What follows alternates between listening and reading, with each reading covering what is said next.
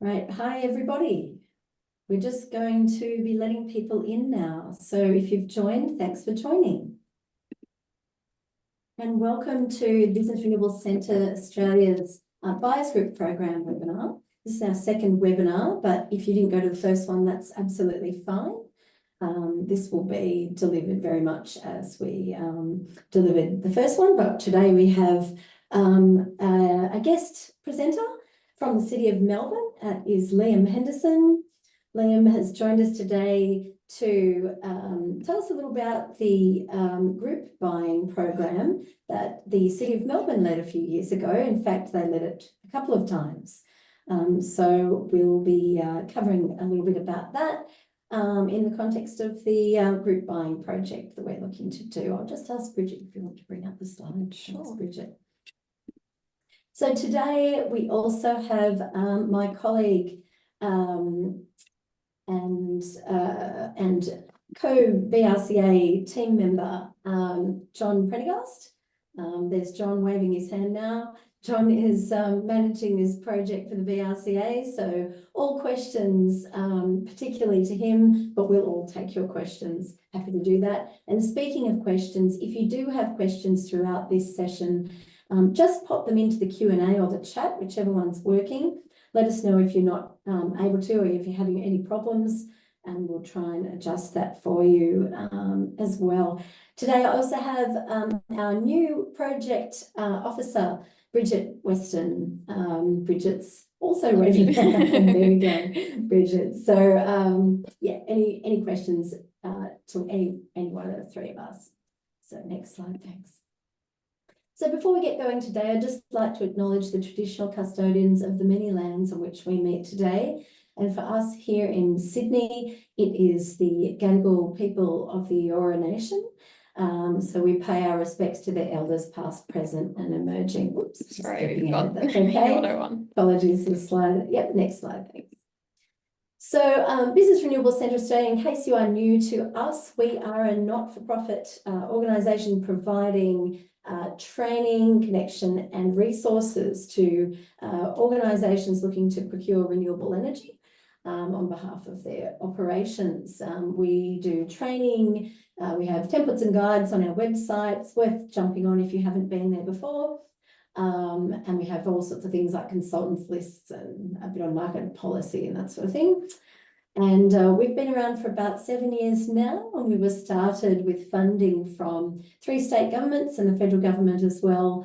And we are a partnership of ISF, Climate Kick and WWF Australia. Thanks, Bridget. So it looks like a very full agenda, but we'll whip through it.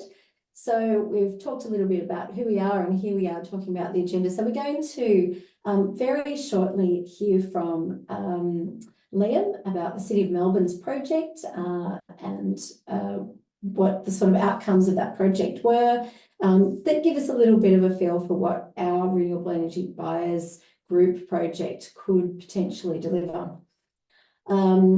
We will talk a little bit about what the opportunity actually is and why you might think about joining Buyers Group. We'll hear about a couple more case studies from industry where groups have brought together. We'll hear a few more insights then from the City of Melbourne about a little bit more detail. And then we'll give you a bit of an overview of the procurement steps and what we'll do as we get started on the project. We'll have a couple of requirements there for your participation, and then of course, importantly, how to express interest and the timeline. Thanks, Bridget. In case you are actually new, completely new to renewable energy purchasing, we developed these 2 resources last year together with the City of Sydney. The first one is obviously green power and LGCs, so how you purchase those, how you go about doing that, running that entire process. There are videos as well as guides there that you can download for that, and same for what's called retail power purchase agreements for renewable energy. So those guides are up there, they are free. Take a look at those. We won't go into a whole lot of PPA basics today. because we don't really have time. But if you decide you are interested in joining the group, we will start at the beginning and go right through how they work. Next slide. So now I'm going to hand over to Liam. Thanks, Liam. Take it away. Thanks, Jackie. Hi, everyone. Great to be here. This is such an exciting initiative, and happy to share some of the City of Melbourne's experience, both as a facilitator and a coordinator of some group power purchase agreements, but also we're a buyer in one of these arrangements. So just wanted to, I guess, share some of our experiences and the challenges and learnings, and hopefully that will be of interest and of benefit to all of you. I'm joining from Wurundjeri land, and just acknowledge that the City of Melbourne respectfully acknowledge the Wurundjeri, Woiwurrung and Bunurong Boonwurrung peoples of the Eastern Kulin, and that we as an organisation accept the invitation of the Uluru Statement from the Heart. Let me jump in. So in 2017, the City of Melbourne and a group of 13 organisations struck one of the first retail power purchase agreements in Australia, and certainly one of the first, probably the first group one in Australia, and possibly globally as well. And it was such a raging success that our council made us do it again in 2020. So we were not a buyer in that second arrangement, but we were a facilitator, taking the learnings that we had from the first time and taking another group of organisations through the process. And I was a project manager of that second buying group. You can see there's some pretty big brands involved in that. So we've got universities, we've got banks, cultural institutions, corporates, construction companies, property companies. Really goes to there's a zoo in there. I mean, it's a real diversity of organisations, and I think it speaks to the fact that PPAs can work for a lot of different types of businesses and organisations. The image in the background there is of the Crowlands Wind Farm, which is in Western Victoria, just outside Ararat. So that wind farm was developed off the back of that first MREP, Melbourne Renewable Energy Project.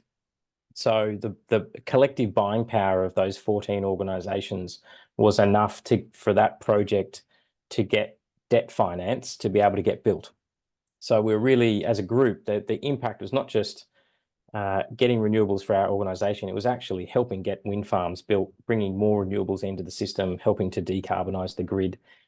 The flow on of jobs and skills and training and regional economic development in that area was a real a real win, and something that the group were trying to achieve. And just want to mention that because I think it might help lift your eyes to the types of co-benefits and community benefits that are possible through these types of arrangements. What about the clicker? I don't know. Thank you. Someone's clicking. So this is just a summary of the first deal. It was a collective purchase of 88 gigawatt hours of electricity per year for 10 years. And so that's, so around 100,000 tonnes of emissions per year as a group. And that equated to, quite a actually, I think the headline is the MREP 1 and 2 collectively reduced the City of Melbourne's, Municipality of Melbourne's emissions by almost 5%. So that's a pretty big number. And that's the kind of impacts that can be had at scale. The second one, thanks Bridget there, the second Melbourne Renewable Energy Project, a different group of organisations. So as I said, we were a facilitator, not a buyer in this process. But that was larger again, but a similar arrangement. What the group decided to go with there, except it was with a portfolio of existing wind farms, is where they're getting their electricity supplied from, and a different group of organisations. So as I mentioned, property sector companies, powered office buildings, and university campuses, and manufacturing organisations there. Maybe just to go to the next. Oh, hello. Wasn't expecting that slide. We did actually have a couple more slides that might not have in this version. That's okay. We'll just come back to those. Thanks very much, Liam. I think we have a few more slides there that you've sent us, which we might come back to if that's all right. Bridget will just note those. Thanks. So So I guess that gives a little bit of an overview of some of those sort of outcomes that can be achieved collectively. And obviously there are some large names there. Not all large name companies, though, of course, have a very large load. So and so I guess what we want to be clearly communicating with our buyers group program for the City of Sydney is that it's not necessarily just for larger energy users, or even for necessarily really big name organisations, but in fact, you know, there are lots of organisations who could join a buyers group. So, so yeah, it's something worth thinking about if you are also a smaller energy buyer. But the fact that obviously a lot of those larger brands have joined or did in fact execute a PPA together with and facilitated by the City of Melbourne, I guess gives you a little bit of a feel for sort of business willingness out there, and that it is actually a program that it might be worth considering for yourself. Pardon me. So we are commencing this project to be, I guess, a similar sort of buyers group, but the actual configuration of the group may be a little bit different depending on who joins, but establishing a group that is open to both private and public sector organisations who are committed to procuring renewable energy. We're going to support and educate the group. So you don't really need to know a lot about renewable energy procurement to join the group. We will take you through an education process. It is for off-site renewable energy, so not rooftop, but in fact, where you are unable to do rooftop, or you may not wish to do rooftop or on-site, off-site renewable energy purchasing can work really well. We're going to support the group to engage some consultants. So we are not going to provide the energy and legal consultancy services. There will be specialists engaged by the group to do that a little bit further down the pathway once we've got a group together. And we're really there as a facilitator, as City of Melbourne were in their process as well. And we're also going to develop some relevant templates for use by energy buyers in these early stages. So we've been lucky enough to receive some of the templates that the City of Melbourne has generously shared with us for this process. And so we will, in fact, be utilising those, testing them on this group, and then also sharing those with organisations looking to form buyers groups themselves. Next slide, thanks. Jackie, we've received a question already, which is great. Jump in, JP. So Wayne asks, does the City of Melbourne and UTS project promote buy-in from regional areas, or is it restricted to metropolitan areas only? So this is certainly a City of Sydney initiative, despite having Liam on today presenting his case studies from their great projects that they've done in Melbourne. But this is for supported by City of Sydney, this particular group buyer formation. And the Business Renewable Centre is managing this as well. It is funded by the City of Sydney to form the group, but certainly open to regional areas in New South Wales. Generally, you have to stick to one state because each different state has different dynamics. So limited to New South Wales, but both regional and metropolitan buyers can join the group. And just in the case of the buying groups for City of Melbourne, so a lot of these organisations had multiple sites. So as long as they had a footprint in the City of Melbourne, it was fine for us if they had sites outside of the LGA as well, and they were still included. And in fact, it helps. You know, the bigger load you can get your group, the more opportunities you have to get a good arrangement. I think that would be the thinking, even though it's funded by City of Sydney, that it would be to the benefit of the City of Sydney participants if more buyers come from other places as well. So we've certainly reached out to many other councils about their local businesses being able to join.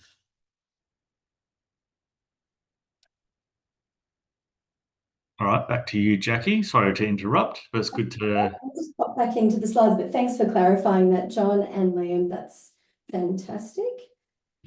Just jumping back into the slides.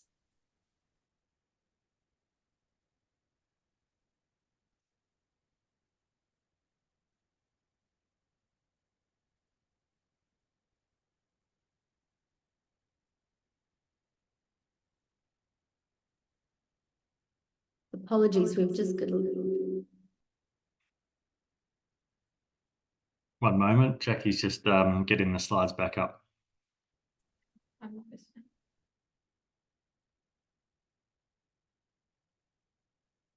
I can also share if needed, Jackie. Oh, here they are.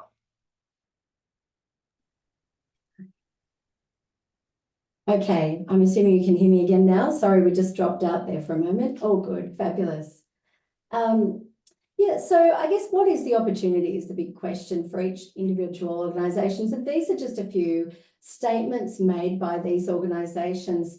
The one from ISPT, the property company, and then Fulton Hogan, they're talking about their experience working with the City of Melbourne on their on those buyers groups. And the one on the right is Lion, and we'll share this example in a few minutes. But essentially Lion was an anchor partner in a group deal together with the members, pubs and clubs that form part of the Australian Hotels Association. Excellent. So you can imagine there would be an opportunity for a great announcement. There were some fantastic announcements around the MREP projects and obviously other group project deals. It might be something like 12 New South Wales-based companies combine in a corporate PPA to support a new regional 5 megawatt solar farm, or something like this. And you can see, you know, your organisation's name up there as part of this. We're also going to open up to potentially looking at renewable energy being purchased by the group for as green power. So depending on the type of deal that's the best deal for the group, it could also be something like 10 Australian companies go 100% renewable with green power play. Slide. I know that Liam has a great slide that talks about essentially what the opportunities and the benefits are, but essentially managing long-time energy cost risk is one of the key benefits that we're really talking about here. So it's one of the reasons why a lot of organisations do renewable energy purchasing via power purchase agreement contract, because it is a bit of a longer term contract and you're locking in a price. So you've got that reduced exposure to price volatility, which is something that we've all experienced. Obviously, as well, you get to reduce your carbon emissions and all of those associated liabilities. Many organisations have corporate net zero targets or decarbonisation goals, and so a power purchase agreement can achieve this, be that in individually or in a group, but certainly in a group as well. Positioning companies, whatever you are, whatever type of company you are, as Australian leaders in the sector. So whilst there have been a number of group deals to date, it's still considered leadership at this stage to be participating in or leading such a group. It will obviously strengthen your corporate brand, and for example, in the case of the City of Melbourne example, it was also able to support new renewables, so achieve what's called additionality, and actually adding new renewable energy generation to the grid. Also opportunity to support local communities, so investing in those regions. Good projects nowadays obviously look to provide some community benefits as part of those renewable energy infrastructure developments. So supporting local community can be an important goal. Next slide, thanks. So it's all about increasing your impact in a lot of ways. So you might be a company with just 2 gigawatt hours per annum of electricity use. And in a group, 5 such companies become 10 gigawatt hours, which could potentially deliver a 5 megawatt solar farm, for example. So you might have, say, 10,000 tonnes per annum of group emissions reductions for that sort of an approximate investment. And you could be supporting a $10 million investment in new renewable energy capacity. So that's, again, could be an Australian first for the type of companies that you're working with. Alternatively, if you do go alone, and it's great, but compared to, I guess, a group situation, if you've got that same amount, that same load of 2 gigawatt hours per annum, you would really be looking mainly at a green power deal. Maybe if you're very lucky, you might be able to get a retail PPA for that on your own. It can be really hard once you're sub 5 gigawatt hours per annum. There might be not a lot of choice in the market. And so obviously you're increasing that amount of choice by going together with other groups. Obviously the project would support a smaller number of emissions, and with that smaller investment, you wouldn't really be achieving additionality from a direct investment in new project perspective. It would be with an existing project. So both impactful, but one somewhat more impactful, and that's that group buying example. So we do have a range of options for small to medium buyers that we've talked about here. So we've talked about green power, large-scale generation certificates. If you're lucky at that smaller end of town, you could get a retail PPA potentially, or you might look at some other innovative alternatives like community solar and project equity, which are a little bit less of a beaten path. Next slide. When you join a buyers group, you have several more options, much greater competition around retail PPAs, and potentially with a new supporting a new solar or wind farm, even potentially wholesale PPAs, which are direct deals with a solar or wind farm. Next slide. So I'll hand over to Jonathan now just to talk a little bit about a couple of examples. Thanks, JP. Yeah, certainly group deals were more difficult a few years ago, but there's now a more trodden path to follow. And here's a couple of fantastic examples. One is quite a unique model where Lion Brewery took the lead and secured a 10-year PPA. And they're quite a large buyer, and they brought along numerous hotels with them, some smaller buyers. So they were like the anchor customer for the PPA, and allowed their sort of supply chain to join in and benefit from Lion's scale and negotiation power. And that led to a 10-year PPA with significant energy cost savings, and including support of the 120 megawatt Silverleaf solar farm. Next one is SSROC, Southern Sydney Regional Councils. They brought together a group of 25 councils in New South Wales, 214 gigawatt hours per annum, so quite a large deal. And they ran a tender, and Zen Energy won that with a 4.5-year retail PPA with an option for another 4 years. When they announced that deal, they stated both sustainability and financial drivers. And Zen have backed that PPA with contracts with Moree Solar Farm, Nevertire Solar Farm, and Hillston Solar Farm, all in New South Wales. So 2 great examples there. Thanks, JP. And you can read about those online. They're publicly available articles. I'm just going to jump back now and share my screen to share a few more slides from Liam. Thanks, Liam. Sorry about the break there. All good. Yeah, so this is maybe just picking up on that theme around the benefits of the PPA go beyond just environmental or just financial. There really are a broad range of strategic benefits that can be leveraged as well. Brand is really important for a lot of the organisations in the MREP deals, and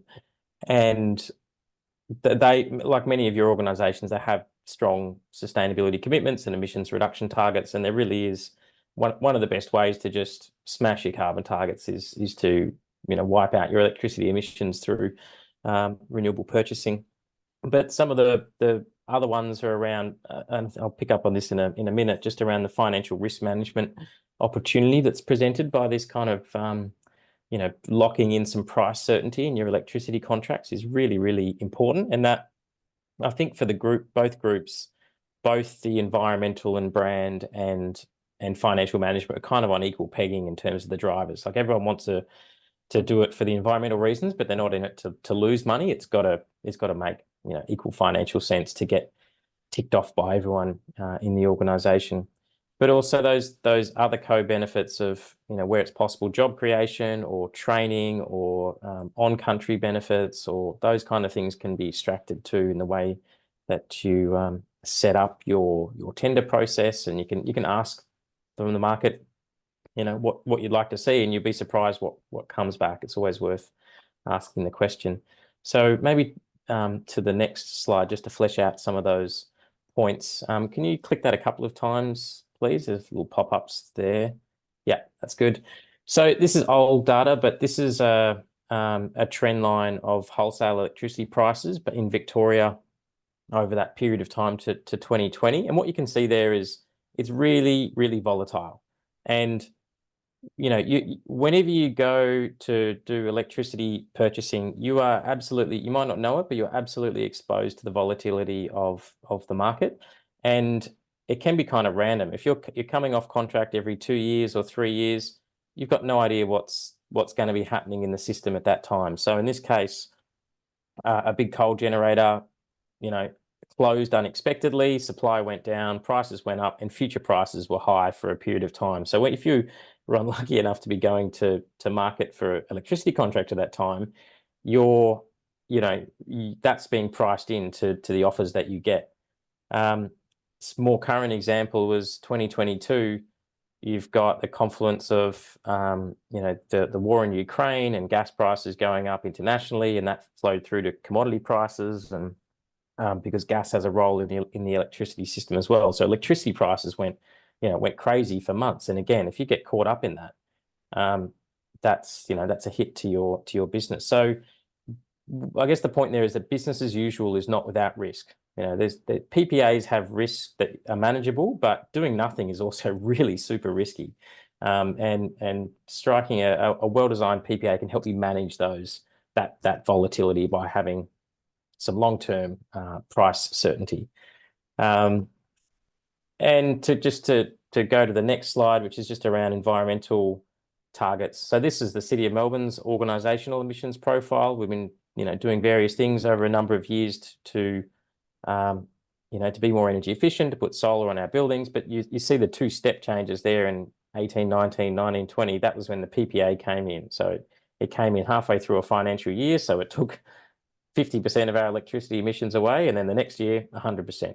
And that's just a massive step change in emissions targets. And it's just by far and away the most impactful thing that we've ever done. And and we're getting the financial risk management, and we're getting the opportunity to tell that story around environmental leadership and climate leadership. And the next slide is really just kind of to exemplify some of that storytelling power. There's some really, really great great images, but just building that community of like-minded organisations was really powerful. The one in the top left there, that's the Crowlands Town Hall. So Crowlands is the area where the wind farm was built. And through the tender process, we were able to get from the developer a commitment to fund a community benefit fund that passed value back to the community for the life of the wind farms. That's 25 years, and the community hall gets I think it's $20,000 a year, just kind of developer contribution to them. So that's just a nice little community benefit that we're able to get out of it, as well as a number of other things. So there's just a couple of, I guess, just to illustrate what it meant for us as an organisation and us as a group, as a buyer in the group, not so much as the facilitator, but there's a lot of opportunity there. So those are really the points I wanted to make. That's great. Thanks very much, Liam. It's nice to see actual photos from that project and the real people who are involved. We'll actually move through into some of your other slides now. Okay. You're happy with that? Yeah, sure. So this is kind of changing tack a little bit to what our experience was like coordinating a group buying process. And you know, everyone on the call today is fortunate that if you were to get involved in the City of Sydney and Business Renewable Centre process, you've got some really expert people that can help step you through the procurement process, which is, you know, there's complexities. It's not like it's you know, a lot of these types of group deals have been done as was highlighted before, but there are unique characteristics of a group arrangement that need to be thought about and resourced, and that's why it's awesome that BRC-A are playing that role for this process. But just to say again, like, you know, in a buying group and trying to get a PPA, scale really matters. You know, the bigger the load that you're going to market with, you can negotiate sharper pricing. You can share transaction costs. You know, if you need to get a lawyer, that's, you know, 50 grand, say, but you divide that by 10 businesses, that's actually quite cheap, you know, five, whatever it may be. These are, you know, proxy numbers, but you can really drive down those transaction costs by having scale, and also you increase your purchasing power, but in a way that you can see attract more offers from the market. And there's, you know, we'll come on to it in future, but there's lots of different types of PPA products. Some are riskier than others, some are potentially more lucrative than others, but you need to form a position as a group, you know, what you want. You need that alignment. So you need coordination and cooperation and group governance to step through those conversations. So this kind of little diagram there is really just to say there's some core elements to a group deal. So maybe just to hit the next slide there, thanks, just to flesh that out a little. So this is how the MREP2 group was formed, their own governance arrangements. So in this case, there was a lead organisation. It was RMIT University, and because you need someone in the group who can contract energy advice or legal advice, and that's really important to get advisors in the process. And so they had a lead customer, and they had a memorandum of understanding that just governed how the group would work together, how decisions would be made, how costs would be shared, and on what basis that happens. Really important to have that in place, and it just clarifies and streamlines the process. And helpfully, there's a lot of that material has already been developed. So BRC-A has the documentation that City of Melbourne has used and others. So you don't have to, you know, invent that from scratch. You're getting those governance resources kind of ready to go. So which is huge. So that's kind of how it looked like from a decision-making point of view. And we had a number of workshops with the buying group to go, well, how do you want to make decisions? Is it consensus? Is it majority rules? Is it the biggest company gets more votes? Obviously, you know, there's different ways to skin it, and that needs to be teased out. But really important to get that clarified early in the process, and also clarify what general objectives you want out of the product that you want to go to market for. So group governance, really important. Facilitation, so important. The next slide there is, just again, putting a bit more meat on the bones around what it means to share effort and costs. There's obviously advisor costs that would need to be shared by the group, but it's, you know, cheaper to do it together than an individual organisation going alone.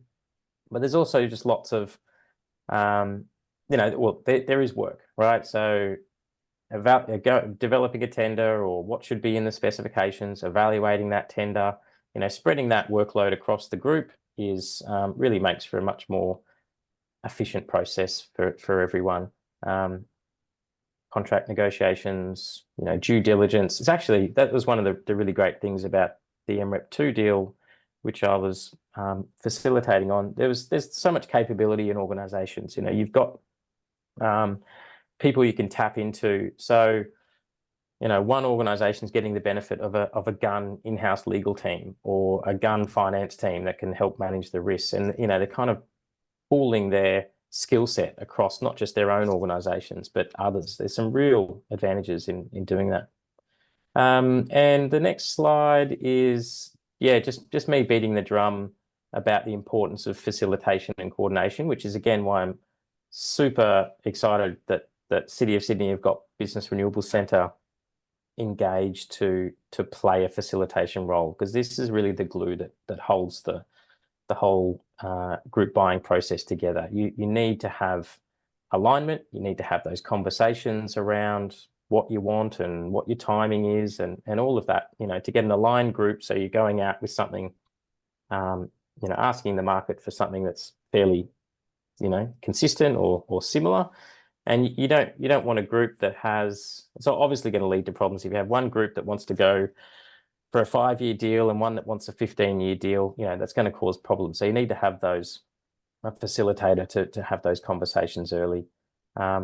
There's just logistical things, meetings that need to be organised, discussions that need to be had, liaison between energy advisors and legal advisors.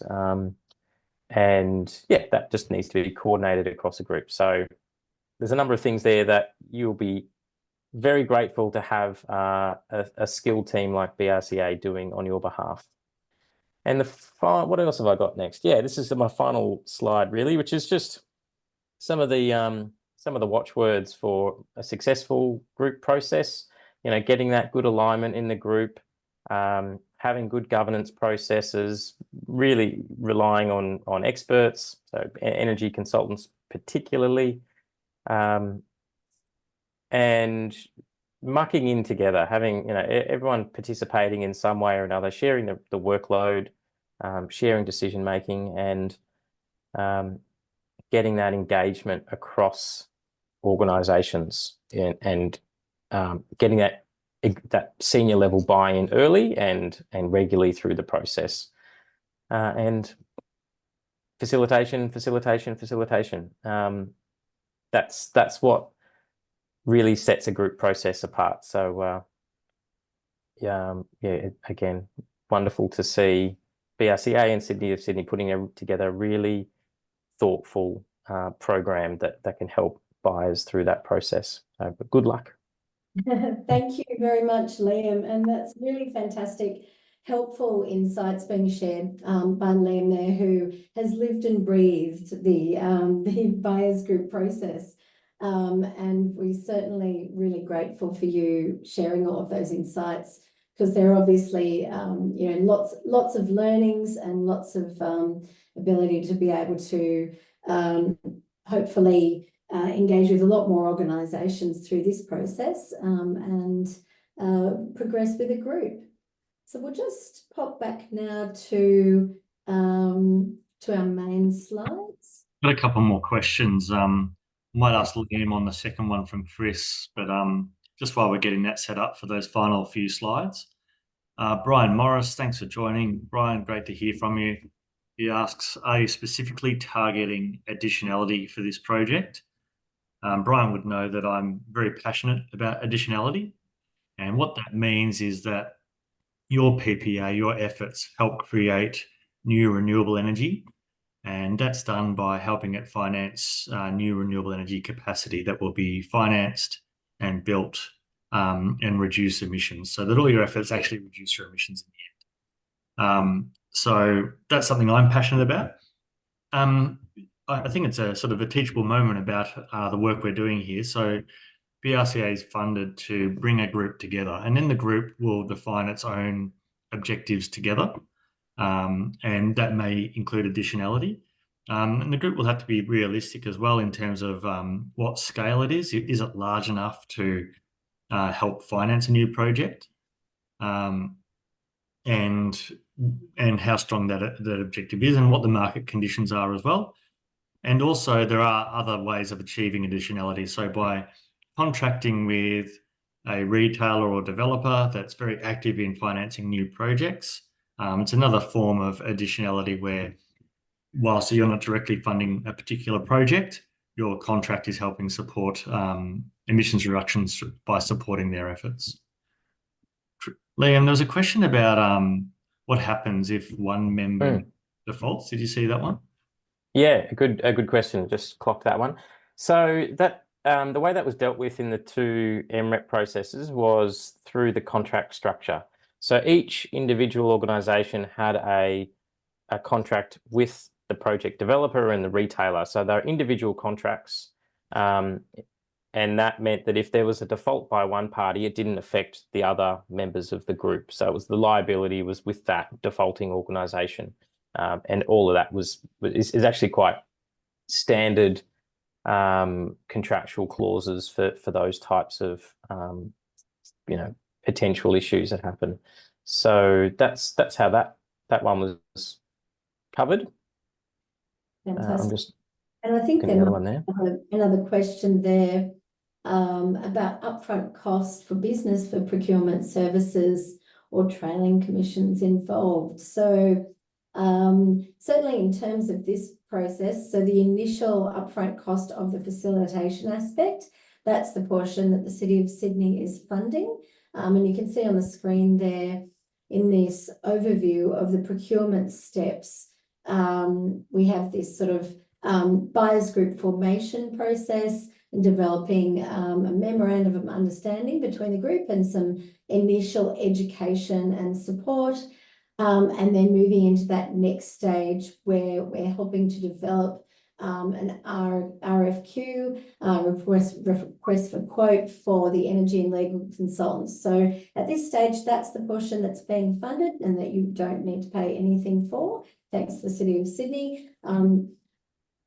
The way PPAs usually work, or these procurement processes work, is then there will need to be some,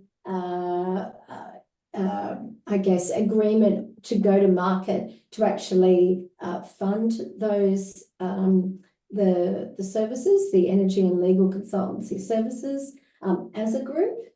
And so that, as I think Liam gave a little bit of an example earlier with the, for example, 50 grand for advice from a lawyer, you're certainly sharing those costs. So those costs are reduced as they are shared across the group. There are a range of different ways of determining how you might share those as well. And maybe just to give an example from the MREP process. So each, when the group formed and they, crystallized that through the MOU,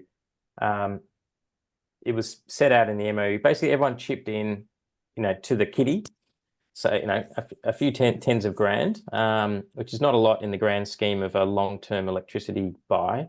And that kitty was enough to cover the energy services and the legal advice, with the facilitation in this case covered by City of Melbourne, and in this arrangement covered by City of Sydney. And that's how the group covered it. So they kind of chipped into upfront, so they kind of knew what the costs were going into it, and they had provision for anything above that they would share on a proportional basis. And it worked out. It worked out well. It worked out. The budget that was there at the start was met. It wasn't exceeded, and it was a really important question to clarify up front. So that's how they did it. That's great, Liam. Thanks very much. And I guess the second part of that question was around, was there a trailing commission? So trailing commissions, usually, if there's going to be one, it will be the arrangement between the successful, say, electricity retailer, when you actually get down to that energy procurement process at stage 4, and sometimes the energy it might go via the energy or legal consultants, or it might be actually structured into your electricity pricing. So there are lots of different structures for how you might pay for those services, but the most important aspect is that they're really clear, really transparent, and that you understand how those are going to be. So there might be a range of different ways in which that can be proposed, and you can also guide some of that in your actual tender documents. That's a little bit further down the pathway. I don't know, Liam, if you experienced any of that sort of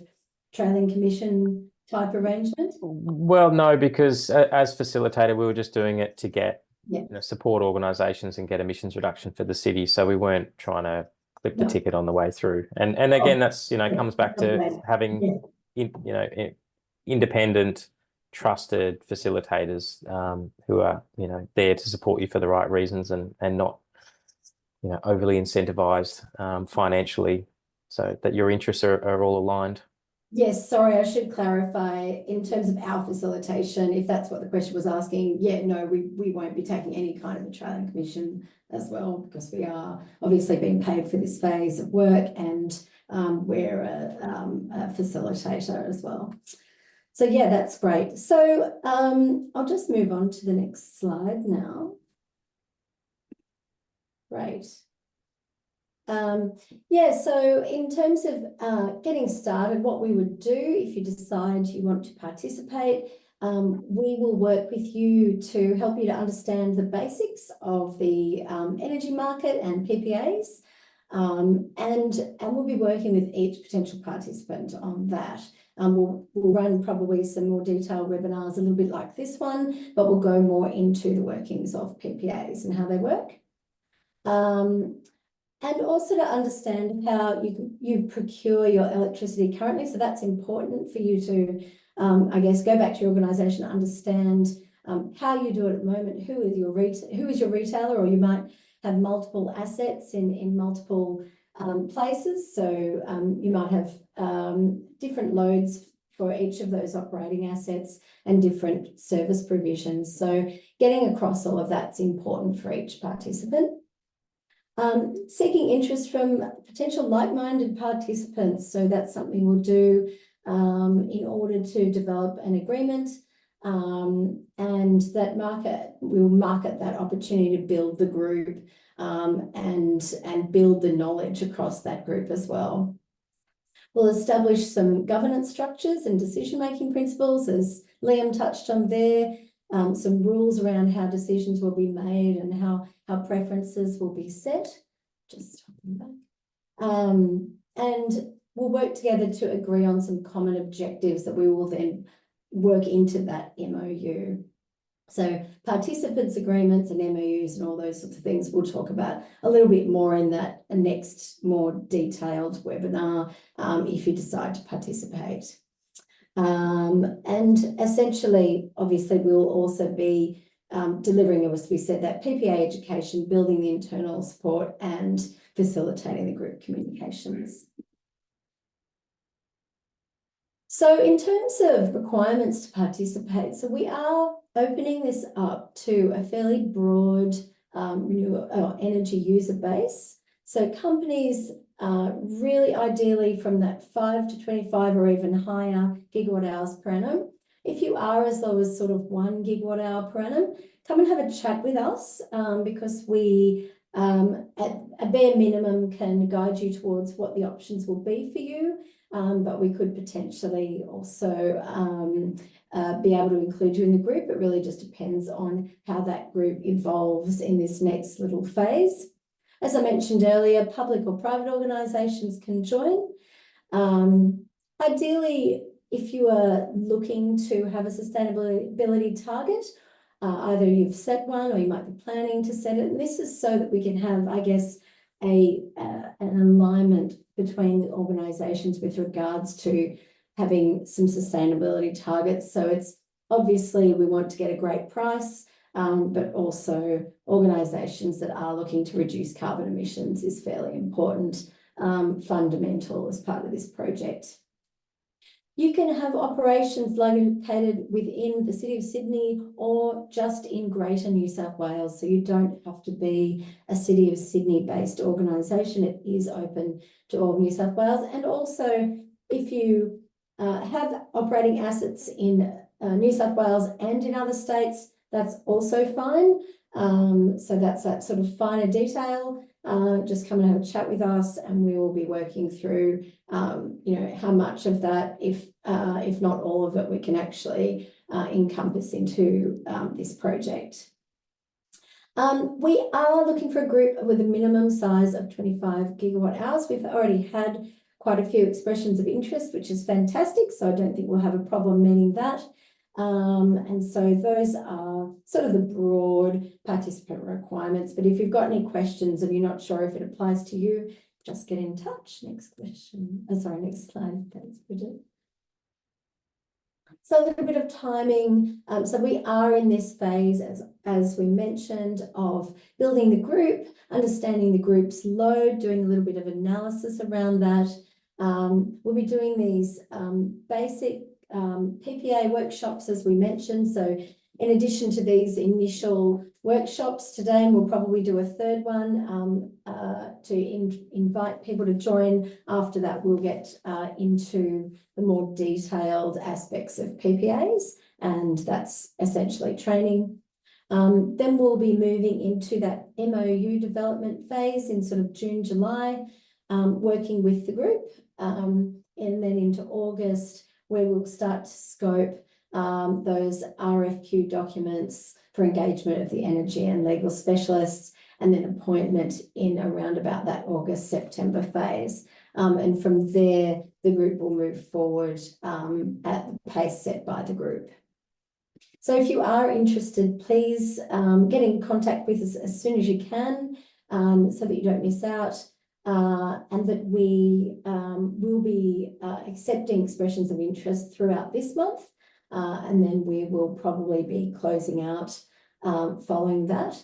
So there's an email address there just on the screen. If you've got any questions at all, we'll get in touch with you when you contact us, and we'll probably set up a quick chat just to have a chat through the project and answer any questions. And then we will be working on pooling and modelling loads, electricity loads across that group. And we'll get back to you again on that. So that's basically it in terms of what we're doing. And I see that we might have another question there, I think, again from Brian.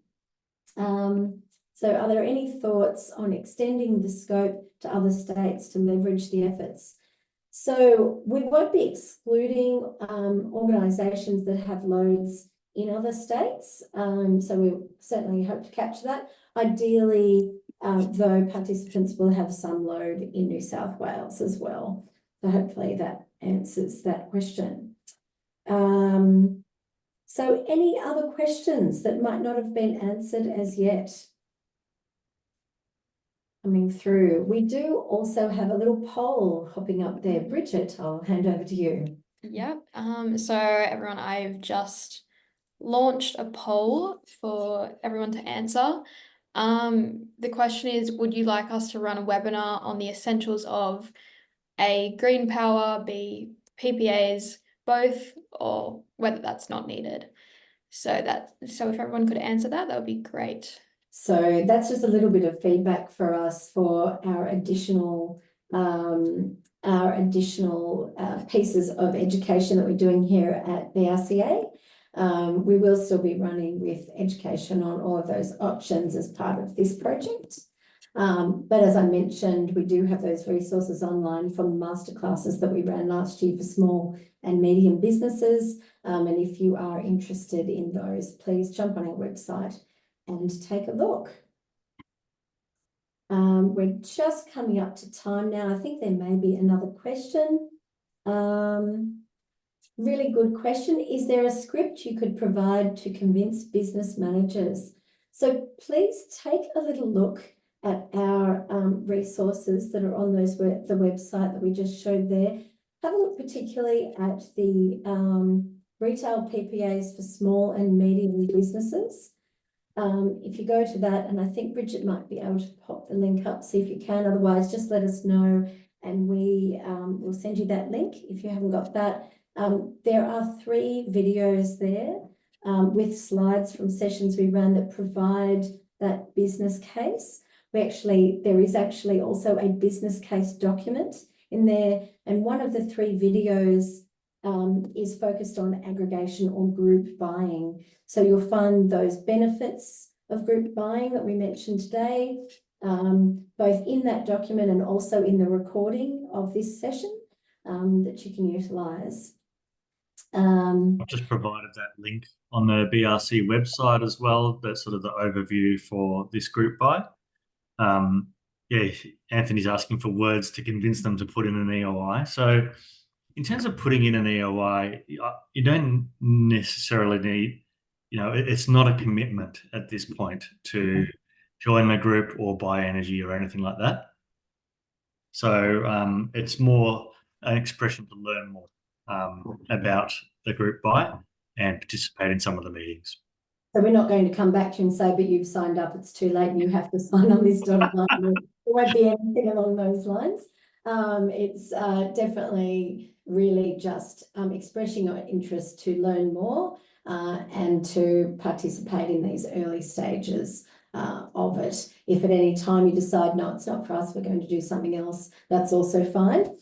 Further down the track, right down in some of those latter stages, there are sort of some stage gates around participation that will be important, but really at the end of the day, it's up to your organisation whether you sign on that dotted line. I don't know, Liam, if you have any sort of experience in that you'd like to share with regards to participating in the group. Yeah, I mean, there's lots of different drivers, and you find PPAs can tick a lot of boxes for different audiences across the organisation. If you're talking to the CFO, talk about budget management, financial risk management. If you're talking to other leaders, it's around the climate benefits. It's worth tailoring your pitch and linking it to whatever your organisation's strategies and goals are, and also who else has done it. If you can find others in your sector, or perhaps if you're in the supply chain of a larger organization that had climate commitments, you can put that forward as a reason to try and get in front of perhaps some supply chain pressure coming down the line. I'm sure you can come up lots of ways to point out the strategic and financial opportunity there.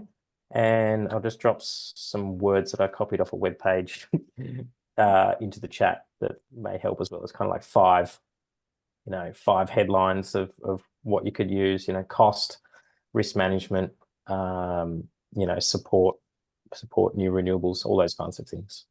That's great. Thanks very much, Liam. I'm also just going to share, if people are interested to know perhaps who else in their industry has done a PPA, we do keep what we call a corporate PPA deal tracker on our website. You can have a little look. It's quite small writing, so you may not be able to see the names there, but if you hover over each of those items, you can see who and in which state. The colours are all state based, so who has done PPAs in the last 7 or 8 years, in fact, now. If you are looking for that sort of industry comparison, I'll just also show you while we're here where those other resources are. We're approaching 1 o'clock now, so I'll just quickly show you there. We have here the green power resources, if you click on that link, and the retail PPA resources. And if you go down to download the guide, we have a specific section around building the business case. Have a look at that. Have a look at the procurement process if you're interested in that. We will go through all of this with you in the subsequent sessions if you do decide to participate in the group for now. But if you do want some of those words around, convincing some of your managers, these documents can help you. And there's one specifically there for buyers groups. Okay, well, thank you very much. We're at time. Any other questions that you might have had, just please feel free to drop them through via email and we will answer those there. I can see, Tony, we've got a question from you there, so I'll drop that back to you as well, because I think we've run out of time. Thanks so much. Please thank Liam as well for joining us and sharing his fantastic insights today, and the rest of the team, and thank you all for joining. Thanks so much, all. Cheers, Liam. Thanks all. Cheers. Thanks very much. Bye.